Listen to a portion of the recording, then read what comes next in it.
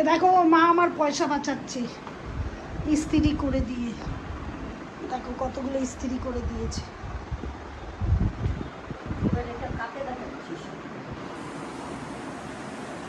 আমার আমার ফেসবুকের বন্ধুদের দেখাচ্ছি। হ্যালো গাইস,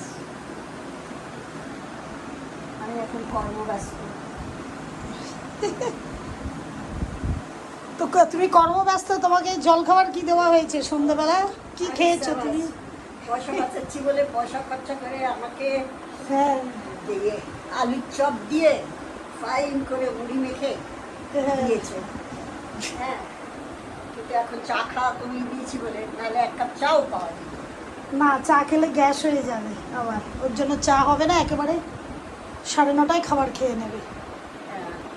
ঠিক আছে, হয়ে এসছে মা? না না, এখনো অল্প কতগুলো বাকি। ওগুলো করতে লাগবে না আজকে। আর আমি ওইগুলো সব ঢুকিয়েছি, ভেজে না আজকে দিয়ে আসবো ইস্ত্রি করতে। না, এগুলো আর করতে লাগবে না। ভালোগুলো। ও ভালোগুলো ঠিক আছে, আমি দিয়ে দেবো সোমবার।